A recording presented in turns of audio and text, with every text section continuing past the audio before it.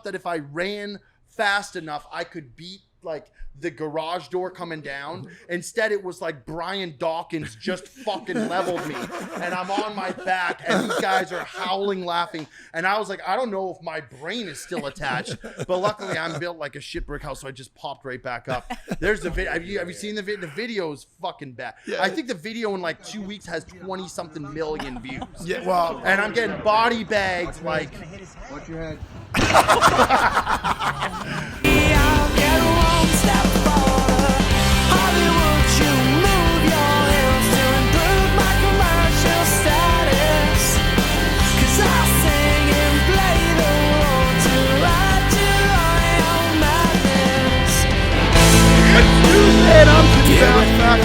We've got so much to talk about today. Our guest is Joey Colcuts Demari. He's an influencer and a character on the Brilliantly Dumb podcast. He's got a great affection with food and he loves golf. I'm with LJ, Kat, Chad, and we are at State Social House on Sunset Boulevard, and it is the rule to name drop in Hollywood. Yes, it can be tacky or lame, but also very effective. So I'm going to do a quick Easter recap.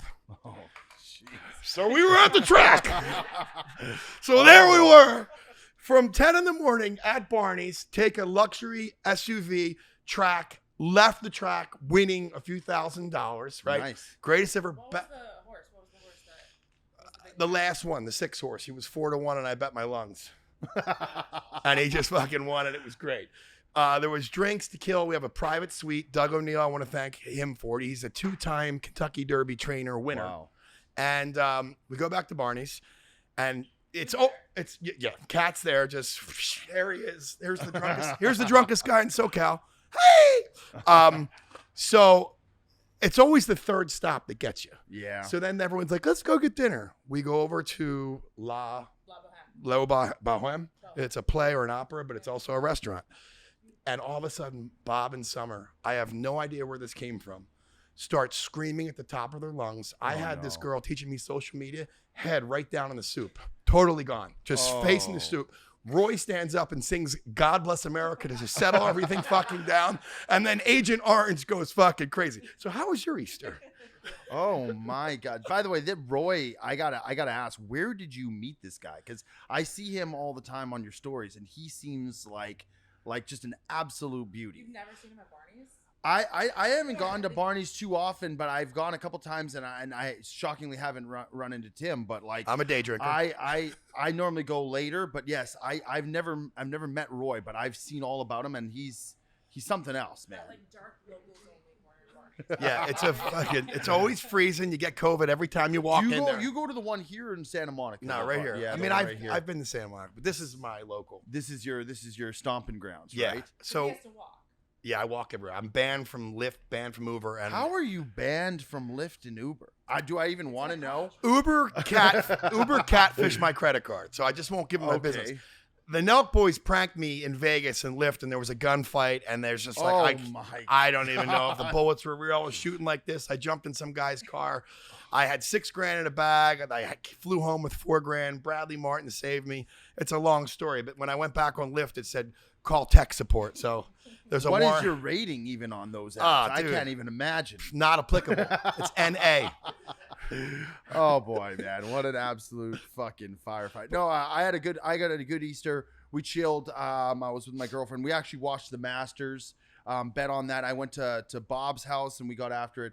Hit an edible gummy and just it was a pretty chill day, to be honest. I'm glad you brought up the Masters. What do you think? I mean, does that guy deserve it? Did he get lucky? He's been around. Rom, so we just recently played with him because he's sponsored by Callaway and so are we. So we were able to like do some collab with him out in Jacksonville before the Players Tournament, which was super sick. And I think he gets a bad rep because like when we hung out with him, he's super chill and like fun and like just a down to earth guy. And I think like he takes golf very seriously, but when he's out on the course, he gets pissed off or whatever. I think people think he's not approachable, but he's a fucking beauty, and I could not be more thrilled to watch him win. But we had a blast. I don't know if you're big into golf, but like I don't know anything about it. On like big majors like that, the payouts for someone like you, I'm shocked that you don't actually bet on it. Like you're a degenerate like me, like that you don't actually bet on it because like halfway through the round, he was like 2 strokes behind Koepka, and it paid like plus 150 for him to win. so I threw like 500 on it, but like the odds pre-tournament for these guys to win are like 1,600, 1,800, Yeah, I was gonna say, 2,500. what was he, 20-1 probably? Yeah, it was. I think he was a little bit less. I think it was like he was probably like 750 The to favorites 1. never win in golf. They never do, dude. Come on. Lately they do. Lately they do. But I think it's like it's funny if you pick like even like a few different guys and throw like 50 to $100 on it. It kind of makes it interesting. Just going even and you can even bet top 10 finishes or top 5 or top 20. So like they don't necessarily need to win. I got to get you into the golf betting I did. world. Is it Bruce Koepka? What's his name? Brooks Koepka. Brooks Yeah. Koepka. When I was rolling with Menery and Saquon Barkley, Yes. Saquon's manager FaceTime Brooks Koepka. Cuz Yes. I'm a good friend with Cuz. Yes. FaceTime that guy, and that guy said, "You can bet on me at 10-1," and he won the U.S. Open. Did you bet on him? I put $1,000 Oh, well, there you go. and broke even because I lost the rest of it in horses until he won. So if Still you just felt look- like a win. Still felt like a win. If you look at your track record, then you should be betting on golf, I did- especially if you got FaceTimes with the guys who's favored to win it. That's a good start. All right, listen. This isn't. Yeah. It's starting. It's starting. How Now about that's- this? How about this? I will help share. I don't have a plethora of knowledge, but I do know how to bet golf. I will help share my golf picks with you because I know nothing about horse picks. So if you give me some of your horse race insiders, which I know you're like the horse whisperer over there, we can make something happen and maybe we get you into golf a little bit. All right, hold on. Here's a bad handicapping on both horses and golf. I was looking at the golfers' names. That's how I was going to handicap. I'm like, is any of these names? Do I like them? And I'm like, I better not do it because that's how I do with horses. Is it really? Oh, no, that's You know the breeders. I don't think you're just going based on the No. fucking He names. knows everything about horses. I do like it a lot. I don't know anything. I like to go to the track. I don't go often, but when I do, I like to throw some money a little bit here or there. I know there's a trifecta and exactor boxes. I don't know too much, but the same thing. I just kind of look at the horse. It's like, oh, that one looks fit and spotted, and That's let's a big pick deal. on that. Yeah. Spotted are dapples. Now you can now watch. You can no, that's a big deal. This guy doesn't know anything about horses apparently, but Dapples are easier to see on a gray horse than a chestnut or a black horse. But what it is a horse's coat flows one direction, just kind of like your hair. But a dapple is about the size of a 50-cent piece where the hair goes the other way, which is, yeah, or it's more okay. it's more like you get chills. Like that horse, when you see dapples, knows it's race time. They've trained that horse to love the fans. It's kind of like LeBron with the chalk. Like it's fucking go time. So do you wait right before the race to place the bet, or are you betting beforehand? That's what's a tricky thing. Because there's parlays. You know what parlays Of are, right? course, So yeah. I hit pick fives. So that means I'm betting the winner in 5 consecutive races. But you can put as many horses in, it just compounds the ticket. Yes. So usually on my first leg of a pick 5, or I would say a 5-team parlay, I would rather look at the horses than look at the form. Because I know a bunch of trainers and I can see when they're quote unquote on the muscle. And I don't care about favorites. I'll bet 80-1 shots. If that horse looks good, I'll fire. The rest of the horses, I don't have the opportunity to see them. Yeah, Because that's I got to true. put that Yeah. ticket in. But I dude, So then I looking think that plays into your hand. Then if you can see the horses before, big time, dude. Now we have a buddy of ours who we've connected with a long time. His name's Jersey Jerry. He's now in Barstool Sports. He used to bet. His thing is betting horses too, and I've never understood it. One of the things he told us early on is when the horse comes up before they I guess they put him in the pen or whatever. If the ears are either forward or back, he says they're at attention. So the horse is like ready to go, and he says that's a good sign. very good normally. sign. So that's correct. He's not just talking out of his ass. Well, I like when their ears are called pricked. They're pricked down. You want the horse's head and neck to What are look we fucking like a doing bull. here? You want the horse to look like a bull, focused, and their front hooves, when they pick up their front hoof, their rear hoof should land almost exactly where the front one is, so to show they're not sore or lame. So the head's bulled down. I know, dude. That guy's and right. you're trying to tell me you just bet on the horses' names. That's bullshit, man. That's absolutely Okay, but No hold on. chance Let's in hell. assume you and Robbie come to the races with me, and there's a horse Oh, called that would Cold be- Cuts. You know I'm betting Cold Well, Cuts. fuck, I would bet on cold cuts too. yeah, but so yes. there's an element of that. Well, there's an element of having some fun and putting in something just for kicks. But it sounds like when you're betting your real money, you're not just throwing it to the wind. Like you know what you're doing. yeah, and you need a little luck too. I mean, but Well, that's the gambling world. Now, have you benefited off his horses? No, I And mean, his picks? I haven't been to the track with you, but Okay. I've been to the Depression it's the before box TVs Okay. that go down, and it's quite the experience. It's absolutely iconic. We should do like tours. I feel like you should almost do like a live stream when you're betting on these things, because like I think that could go like fucking viral. I think We it'd be did hysterical. do it, but the trick is this is very interesting. I'm cutting you off. Nobody cares to see. I did it for 6 hours at a mansion in Malibu, all live, and I'd have famous people come. But the only thing that people care about that don't know horses is the thrill of victory and the agony of defeat, and that's why Barstool's great. They just cut that little thing and show the reaction. People will watch that forever. How do you pronounce this? We talked about this before I started. I'm gonna stick with what I think. I think it's a French like a pronunciation. So in French you wouldn't pronounce the H. So I think you would say homage. Homage. Yes, homage. So- I think is how you would pronounce that. I want to thank Homage for giving me the Sixers t-shirt. By the way, That is sweet. My buddy Ticket would love this because he's a big time Eagles fan. So I'm gonna have. Oh, this is super nice.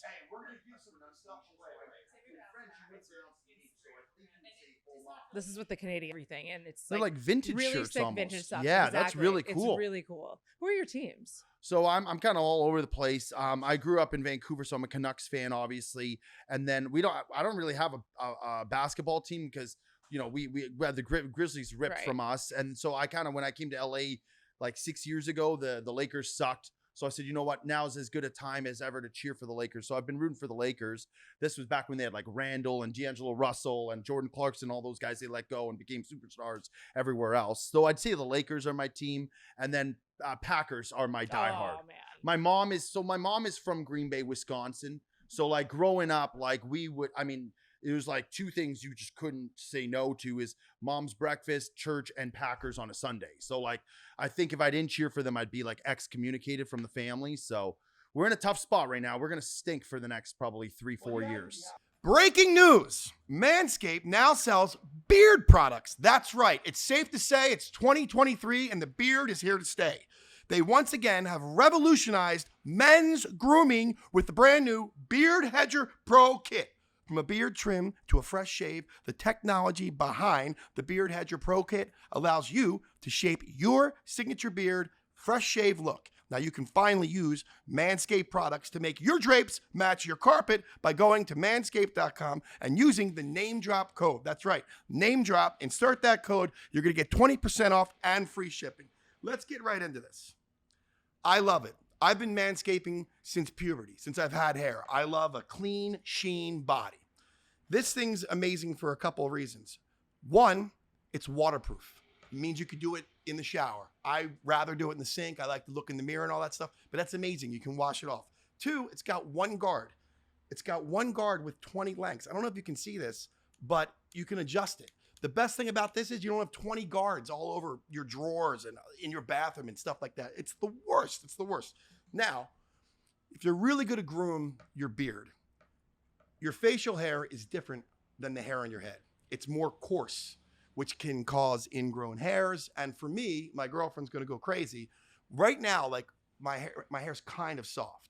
But if I rub up against her cheeks, she's like, oh my God, it's too much. So you have the beard shampoo and you have the beard conditioner. I love them because it's going to preserve the actual oils and nutrients in your beard because it's different than your hair. Then you have the beard balm. This is great because it can tame your beard. And you guys know when there's humidity with hair, it can play all kind of funny, but it also gets rid of the dryness. It kind of keeps the moisture in the beard. Then we have the beard oil. That's what's going to really protect your skin because I can't stand zits or ingrown hairs when I get on my beard. It drives me nuts. Oh, and the most obvious thing is it's cordless. Like this is a fantastic kit. I mean, you got this if you're traveling, it's a little travel kit. I'm so fired up for this. It's like Christmas came late for me. I love manscaped.com. So get 20% off free shipping with the code NAMEDROP at manscaped.com. That's 20% off with free shipping at manscaped.com. And use the code NAMEDROP. Manscaped Beard Hedger, one stroke, one guard, 20 lengths. Wait a second. You said you're a Green Bay fan? I'm a Okay, we got to get to this. Is Aaron Rodgers going to be a Jet or no? Yes, Yeah. 100%. Yeah. Is it? I was told from an inside. It's going to happen for sure. I would say I'd be shocked if it didn't happen. Now, I don't understand why this is taking fucking 3 weeks to go through. I think that the Packers GM Gutekunst is trying to milk it for everything he can, but I do think it's going to happen. I feel very confident as a Packers fan that Aaron is gone, which is tough because now it's like, okay, now here we are without, one of the best quarterbacks to ever play, and we got a guy who's, Jordan Love. I don't know if he's the answer, but we got to have to thrust him into that position. We're going to stink. We're going to be bad. I don't know. For 3 This years. is the one wizardry about Green Bay. They get a quarterback, a great quarterback, and bench him for 3 or 4 seasons, and then the guy goes to the Jets, and then the fucking quarterback's great. It's wizardry. When we lost Favre, I was devastated, and I was he wanted to come back that last year after the retirement, and they said no, we're going to move to Rodgers, and I was salty about it because I was like, this guy's one of the best to ever play. And then halfway through that season, I was like, I think we're going to be okay with this Aaron Rodgers guy. Yeah. And then Guy. he turned out to be fucking way better. So maybe we got a Mahomes waiting in Jordan Love. I don't know, but there's just something we've been that's an anomaly to have 2 back-to-back Hall of Fame quarterbacks. Well, he had Bart Starr forever too, Yeah. right? Yeah. I mean, there's no team in the NFL that's better quarterbacks historically than Green Bay. No, I don't think so. It's just wizardry. Yeah, I don't tough. even know how it happens. It's And it's freezing cold. I've been to Lambeau. I loved it. You were how at great Lambeau? is it? It was great. I shot 2 commercials with Aaron Rodgers. Did you Discount really? double check. But we went to a preseason game where they played Kansas City before Kansas City was great.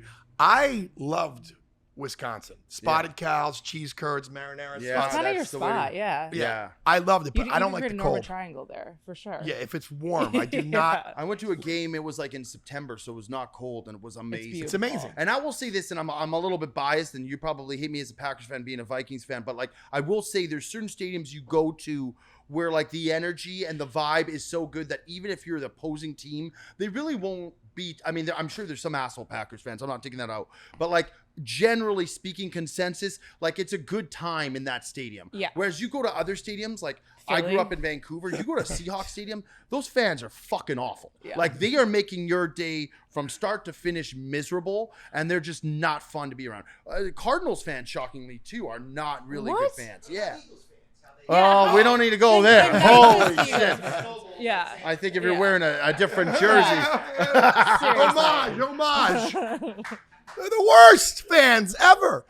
But That being said, I was rooting for you guys in the Super Bowl this year. I love we all Jalen Jalen Hurts. Hurts. How can you not like that guy? Dude, he took so much shit because, all right, I say it every week. I have to say it again. How does Carson Wentz have the season that he has? He goes down in Los Angeles, he tears his fucking knee in 2 different places, goes back in, runs in the touchdown to solidify the path. Then Nick Foles wins the Super Bowl. No human being mentally can come back from that. We should have just got him healed, traded him to wherever he wanted to go, not pay that big contract, take Nick Foles for 2 years at $20 million. He's a god. If we sucked for those 2 years, nobody cares. Nobody cares. We still get Jalen Hurts, and I think if we had Nick Foles, we might have run it back. But Howie, that's water under the bridge. It's water under the bridge. The Where offense did you looks watch great. the Super Bowl? Dude, don't get me started. Oh, So God. this is, I've been blind in this damn left eye since December, right? I have one surgery. It's attached retina. It's brutal. It's 1 hour and 45 minutes. The worst part's recovery. You need to lay on your back like a massage table 20 out of 24 hours for 5 days while your eyeball sticks together. Brutal. So then I go in to get hey, thumbs up, you can fly to Arizona. She's like, oh, now you have to have emergency surgery. There's a minor tear in there again. I watched the Super Bowl by myself at my house In the Depression day. in the Depression Den. And you know what? Because they lost, it was the best fucking move I made. It was a little more depressing probably after the loss. But it's better to be Yeah, stuck I in will Arizona with this sweatshirt. you might not have remembered the finish if you No. were there. Well, I remember. Listen, I went to Jacksonville when the Patriots won, and it was so crazy. Eagle fan, when I was like, "Hey, buy me a brewski," they're like, "Fuck that Teddy Brewski, fuck him." I was like, "All right." So I get hammered when they lost, dude. I was setting trash cans on fire. Oh my God. So when they played Minnesota, I had tickets on the 50-yard line, 26 rows back, and a private jet, and didn't have one sip of alcohol because I wanted to take it in if they won, and I didn't want to go fucking haywire if they lost. Yeah. And that was the best move. It really was. I people were crying, and it was Bradley Cooper and Miles Teller. Name drop. And it was great. And I was in my bed at 4 a.m. So I think the thing is like, for those big games, it's better to be at the stadium because of the vibe and the energy. But like from a normal like day week to week, I would much rather watch the game at my house, just because like when you're betting on all these other games and you're betting player props and you got all the other games going on in fantasy and shit, it's so hard when you're at the tailgate or at the game to follow any of that focus. shit. So you're kind of shut off to the rest of the week and just kind of dialed in, where I would rather go to like a Thursday night game or a Monday night game, or even if you do the Sunday night game, you still get like 90% of your Sunday like actually in before you go to the stadium. But like the midweek, like especially like early season when there's minimal buys, that's tough, man. You're fucking like, if you're a degenerate like me, like you want to be in front of the TV with multiple screens, fucking flashing things on the laptop. Your notice is going off. So and so just scored a touchdown. Like it looks like the stock market in my place. I love it. It's like the tickers and shit. Now here's something I have to ask you too. All right, this year, Ryan Phillippe brings me to Arizona to watch the Eagles-Cardinals game. And he goes with some company called like Gang Green. Okay. So it's like you get there, there's a huge fucking party. I went to their tailgate at Super Bowl. Yeah, it's ex-Eagles. Yeah, it's crazy. It's It's a good time. But all in one. He and I were like just becoming friends. So he's like, and he calls me Bounceback, which is hilarious. He's like, Bounceback, look, if we're flying to this game, you got to go easy on the drinking because I have some friends. And I'm like, all right, let's go. And we're at the hotel, and he's like, you want like a seltzer or something? I'm like, yeah, I'll just do a beer, dude. If I stick with light beer, I'm good to go. He's like, all right, we'll have a seltzer. We get to the stadium. It's a funnier story, but we get there and it's fine. As soon as we walk in, Irving Fryer's like this ex-wide receiver of the Eagles, and this guy brings down a tray of whiskey shots. And Ryan goes, dude, you want to do one of these? Like, that's probably not a good idea for me, man, if we're trying to pace myself. And he's like, come on, bounce back. I know what I'm getting into. Cut to, we're in like the section of the Eagles, and they kick the field goal, and Arizona misses. And it's just like pandemonium. Oh. That was like one of the greatest Eagles victories. As much fun as that is, being there when they lose stings worse. Yeah. The losses for me are worse than the wins. I hate to say it. I watched the Packers lose in Arizona. This was years ago when it was Kurt Warner and Larry Fitzgerald when they went to the Super Bowl. Mm-hmm. And that game, I think we were down like 21 points early on. Rodgers and the Packers came all the way back, tied it, went to overtime. At the time, it was like the highest scoring game in NFL playoff history. And it was unreal. But then we fucking won the coin toss. Rodgers gets blown up, fumbles the ball. They take the ball back. And I'm like, I just watched my team get eliminated. It's the and worst. Everybody's like, you suck. And I'm like, yeah, that'll go fuck myself, right? So, yeah, I feel it. It's not fun, man. It's not fun at all. It's the it's Super shitty. Bowl was like, boop, right to bed. It's kind of like with gambling. It's like when you win is so euphoric and so awesome. When you lose, it's so bad. Like the range of emotions are so much different. It's agonizing. It's tough. Yeah. But hold on, we got to get to your career here. All right. So hold on, it's a big deal. So you're from Vancouver, right? Yes. Like, all right. When did you know? Like, kid. Name drop is like, when did you know you wanted to be in front of the camera and be an entertainer? Not for a while, man. I came out here actually for work because I used to work in hotels. I worked for 4 Seasons. And I transferred to the Beverly Wilshire. I was working there, and I was a banquet manager and just kind of doing it. And then I met Bob through the hotel there, like about a year and a half later. And we kind of hit it off. And long story short, we went out golf. He said, you like golfing? And I said, yeah, fuck, who doesn't like to golf? And so we went out golfing. I showed up to the golf course. This was Rancho Park. This was ages ago before we could play any nice courses or anything. We were just playing like swingers. Yeah. So we go out there and I'm wearing all red, like red polo and red pants and red hat.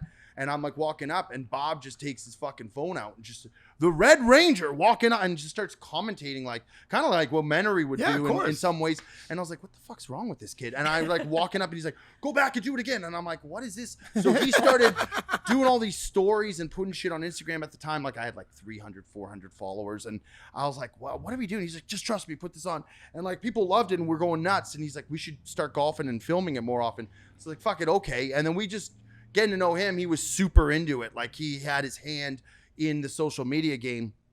So I kind of just went with the flow. I was like, fuck it, I don't know anything about this. We'll go and golf and get drunk and film it and whatever.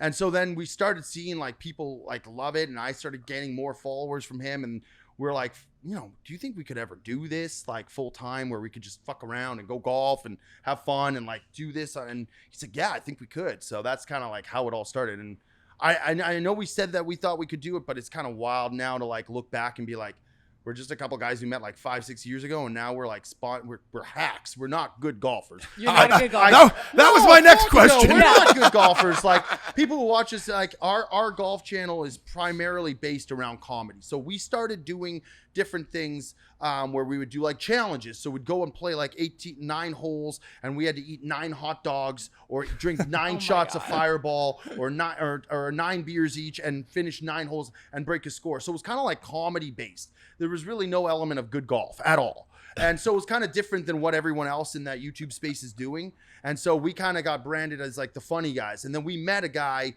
who's a fucking legend. His name's Fat Perez. 5'6", big fucking huge guy, but he's actually a scratch golfer. Like he shoots, he brings an element of good golf to our channel. But like Bob and I, man, we go out there and like we just did a collab with one of these other channels. These guys are like 20 years old. They're shooting Unreal, and Bob and I are hacking it up, you know. But it's like, but you're casually like golfing with Masters channels. But like, that's what? the thing. It's like we're shooting in like the 80s or 90s, and then we got a sponsorship through Callaway, and we're out there with the Callaway reps and like Xander Schauffele and Sam Burns and John Rahm, and we're doing things, and they're like kind of looking at us like, what the fuck? These guys stink, you know? But it kind of works for us, and now it's at the point now where it's like if we go out and like for me, I blow up on the golf course because I'm a psychopath. I go out there and I don't put in any work. I don't practice, but I go out there and I somehow think that I'm going to shoot better than the last guy. You're competitive. Come on, and it's man. like when I go out there and I do bad, like I've broken clubs, I've screamed, I've thrown tantrums. I found a video on YouTube. Somebody put a compilation of all my blow-ups, and it was like 20 minutes of me just losing my shit. And people like sending it to me. This is hilarious. And I'm like, fuck, I'm a nut job. But like for me, when I play bad, it almost plays into my game because people are like, he's going to lose his shit and stuff. So like there's very, very low expectations of us on the golf course. Well, that's interesting because then you kind of just fell into social media. Like that's kind of a thing because I moved out from music, then acting. Now if it wasn't for Bob Menery, I'd have no footprint in the social media thing. You and I are both kind of, I think we're kind of similar. Sidekicks. Like, we kind of had like a horse that we kind of fucking found our reins to and finished across the line. But no, your shit's hysterical. I make a claim, and Bob and I, we followed Menery, and I met him ages ago. Bob's followed him forever. And we always make the claim that when Menery has you on his stories, it is by far the most entertaining, most just outrageous content because you don't know what you're going to get. So you'll be in a fucking, hotel room, and then all of a sudden you're hanging from the chandelier. Like, so it's hysterical. And we think like, the one clip we always do is, you guys were at a house. You guys were at like this big mansion. The piano. And you're playing the piano. And we fucking, what was the song that you were saying? Bobby needs a zapper. Bobby needs a zapper. We fucking thought, we played that shit so many times. What does Bobby need? He needs a zapper. And he's walking like a fucking Frankenstein down the stairs. So no, I think that when you're on, I mean, he does a great job. He knows, I mean, the guy's got 3 million followers. So like, who am I to say? But I think when you're there, it's just, there's an element of just outrageous content that we can't. We do have a good chemistry. Yeah. Like I think he's great in little zinger, small doses. Yeah. And when he puts that voice on and makes fun of me, it's funny. I mean, I'm a punching bag, but I get it. It's comedy. You kind of wear it, and the same thing like with me is Bob just used to like absolutely just throw me on a spit and just like, this guy, look what he's wearing. I'd show up to a course and he's got a fucking camera. What about in the my weddings? face. I used to see you at weddings. Yeah, weddings are fun, man. We have some fun at When weddings. does the shirt come off at the wedding? What song? I think we need to all go out to like a fucking night out in the town. Maybe we need to go to this La Boheme place or whatever. Maybe we'll see what happens Listen, there. That could be. I'm a day drinker, man. You got to meet me. Yeah, I was gonna say you like to go early. I like to start like normally like 2-3 o'clock, I can and live then with I that. go into the night. That's like the earliest I start. But like you get after it like 11 o'clock. I like, open my thing. He's It's home by holy 5. shit. Yeah, I try to get home before the sun sets. Yeah. I'm the opposite of like a vampire. But you've done the Vegas scene with like Steve and those guys, so you've got to spend some late nights. You can probably Well, do that's the hardest part with Steve is he is so mega that like if he is awake during regular hours, it's like hanging out with John Lennon or like Shaquille O'Neal. Like he gets hammered all day. Like Steve. So his whole life is like he doesn't go out till 11 p.m. Really? And then he wants to stay out and Well, he's gamble. also like 24. Yeah, he's also We all 24, say that. and then he Yeah. went. So for me, it's tough. Like, we've won. Dana, he and I have won just under $1 million at that table blackjack. Oh God. And the first time it was only Dana and I was inebriated. And then What's it like with Dana? Seems like the nicest dude ever too. It must be so fucking dope. Bob just met him in Vegas recently and said he was the nicest guy. But gambling with those two has got to be like, you got to be thinking like, I can't put nearly enough money that would even come close to what these guys are betting. No, I mean he's allowed to bet up to 30,000 a hand. So you're betting 10 to 30. Steve's not hammering it that hard. I'm there with my 500 to $1,000 or whatever nonsense it is. But it's funny. Dana is so competitive. Yeah. Like you know how to play blackjack, right? Yeah, of course. All right. Yeah. So if the dealer has a 10 and I have a 13, I have to hit. Yeah. Right. Well, the book says to hit. Right. Yeah. So I hit. So I always play by the book as not to piss them off. Yeah. And if I take Dana's card, he's like, Timmy bad luck takes my card. I'm like, dude, what am I supposed to do? I almost feel like when somebody's betting that much, you almost be like, what do you prefer me to do here? Sometimes what I found, I went to Tahoe before in the summer in July, and I was with, I don't know if you follow Barstool much, but Caleb Presley came out. He was hammering bets like $1,000 a hand, like minimum 500, and I'm betting like 40, $50. So I'm like, he actually tossed us $500 each. So I'm technically playing with his money that I'm with. So I would be like, what do you prefer me to do? And he'd be like, oh, just play your hand. But like normally when guys are betting that much, I'll just ask, because if you lose, they'll normally toss you like 100. Right. So it almost like pays for your hand anyways, and you're just not pissing them off. I think you just have, I have to play by the book because I'll tell you, the last hand Dana and I had the first time was I had a 16, he had a 16, it was against an 8. Oh. And I go, same thing you just said to your point. I go, Dana, we've been here. What do you want me to do? And he's like, you do whatever the fuck you want, Bounceback. It's a huge comeback. Everyone always like talks to me imperatively. Then I'm like, I hit. Boom. I get a 20. He's like, fuck it, I'm hitting. Boom. He gets 21. He goes, we're out of here. Down from 400,000 to 50 grand. He goes, dude, I'm bringing you the UFC fights tomorrow. I'm like, ah. I mean, the funniest thing is before I gambled with him, he'd always would just give me $1,000. And I'm like, dude, I wanted us to be friends. You want me to park your car? And say, if you're going to give me $1,000 chip, what am I going to do? This guy's done from where you watch like the old school UFC and you see like where it was to like now how big it is. I just watched the Adesanya fight the other day. Oh, yeah. What I mean, this is, and now they bought out I think they did WWE. So it's like, man, these guys are on a fucking rocket ship. Like it's unbelievable. And he's a super generous guy. Yeah, like, you want to see we all guys hung like out with that. him one night. He gives everybody some what's time, crazy pictures is some dough. they took it from like scary Florida scariness to like now high end. This is what you do in Vegas and Miami, and you go to one of these events. It's crazy. Yeah. Change the whole brand image around like scary people fighting in cages. It is bonkers. We also have a couple guests in the background.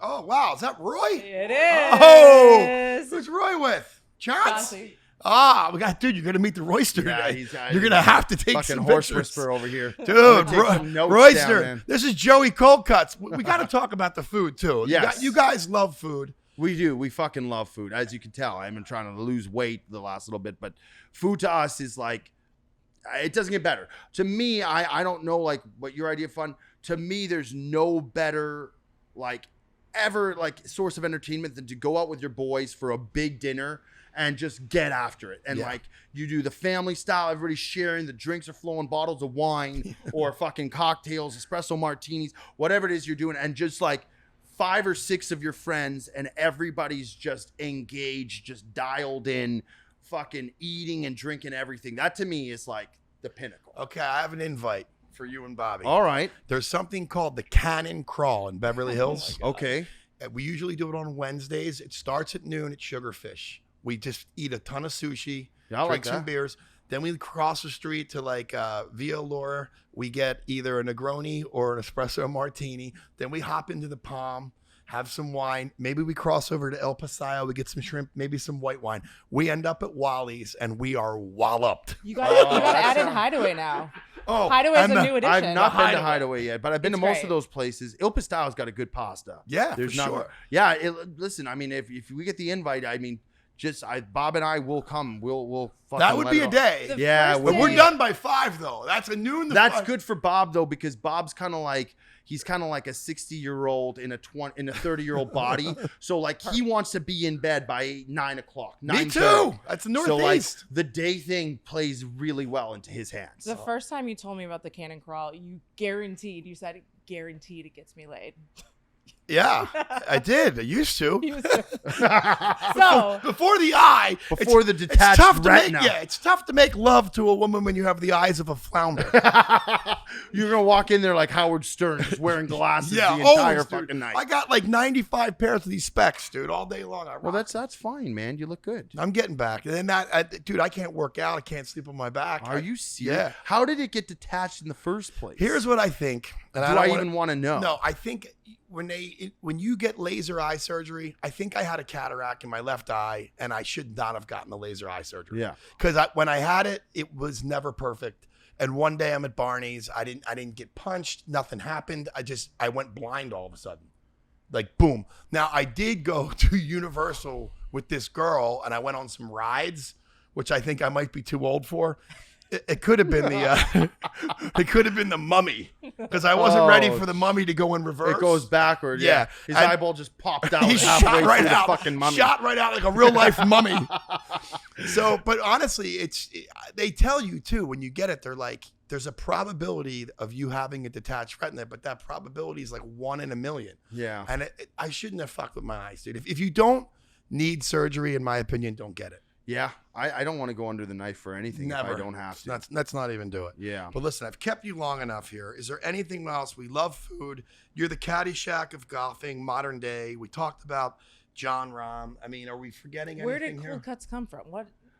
People ask, I like expecting this a big elaborate story. I think Bob just met me one day and just he fucking nicknames everybody, you know. So like we're very fucking similar in many ways. Yeah. So Bob just saw me and he knew that I'm like, my background is Italian. And there's a bunch of us, and he's like, Joey fucking Cold Cuts over here looks like he got hit by a cinder block, because I'd worked like a 15-hour shift and I was disheveled, and everybody fucking laughed their ass off. I'm like, there's no way Joey Cold Cut's gonna stick, but it did, and like, it's actually become like a whole persona It's now. a great nickname, It's dude. like you with Bounceback. I mean, like when I'm anywhere else, like out in public, I'm not really Cold Cuts, but like people see you like fucking Cold Cuts, you know, and I'm like, all right, yeah, I guess I'll wear that one, you know. So, but it's kind of like this whole different kind of persona. Like it's taken on its whole different realm, and it's really fun, and I've kind of embraced it now, and it's like, it's been great. But yeah, I don't know. There's no like actual story. He just one day fucking saw me, said it, and everybody's like, that's a great nickname, and that has to stick. It has to stick. Well, I think one of the things we didn't mention was you got in a fight with a garage door the other day, right? Yeah, that was tough, man. That was we were in. You should have a detached retina after that video. I should have a detached medulla oblongata, I think. But like, we were in Palm Springs. We were doing a whole bunch of filming for the week, and it was like the last day, and we were tired, and like it was a big video that we were doing with these other golfers from Good Golf, and Bob goes, "Do you want to hit an edible?" And I was like, "Fuck yeah, let's do it." So we hit an edible, and we're in the clouds. We play golf. We come back, and we're gonna go to these guys' houses, this guy's house, to go have some drinks and whatnot. And so like we were staying in an Airbnb, and so we were parked. My buddy said, "Just fucking hit the garage door and then just run underneath." So I tried to do it, it tripped the sensor. So he's like, no, you got to bunny hop over the fucking. Have you seen this video? I've seen the video. So he goes, I gotta understand bunny hop, the and I don't know why. Bunny hop to me hop? is like this. I did like On a Easter? full-on like 40 combine hurdle, and like I just thought that if I ran fast enough, I could beat like the garage door coming down. Instead, it was like Brian Dawkins just fucking leveled me, and I'm on my back, and these guys are howling, laughing, and I was like, I don't know if my brain is still attached, but luckily I'm built like a shit brick house, so I just popped right back up. There's the video. Have you seen the video? The video is fucking bad. Yeah. I think the video in like 2 weeks has 20-something million views. Yeah, well, And I'm getting body bagged like. Watch your head. Yeah, dude. And so then Callaway puts it up on their main page with like 1 million followers of me getting absolutely just disheveled. But yeah, you know, sometimes I It don't make looks the bad, smartest dude. decision. It was bad. It was. People are like, "Oh, that was staged." I'm like, I'm not smart enough to stage that. You know and what I that mean? Like, sound you could not recreate. that was a bad moment for me. I mean, listen, the fact that I didn't get seriously hurt and the video went viral, I'll take that. But The it best was part not about that planned. video, though, is your boys freaking loving it Yes. the entire time. They were- didn't do a quality check with you. No, I think one of them was like, "Don't laugh," like because they didn't know. Like I went down in a heap. They're like, "This guy could be dead." As soon as they saw me spring up, I started walking back, and I just heard an eruption of laughter. They were absolutely beside, and I would have too. It's like, is there something about like seeing your buddies get like absolutely just like plowed out or fall or something? It just, you cannot help but laugh. And I mean, that's. Yeah, the clip's gone viral. Unfortunately, I've gotten a beating from that, but it's funny. It's like I've learned at this point that I do enough dumb shit that I can just laugh at myself. So, Yeah. again, we're very, You guys very are simple. cute. I feel like we're two peas in a pod. Our in many go-to ways. is getting naked.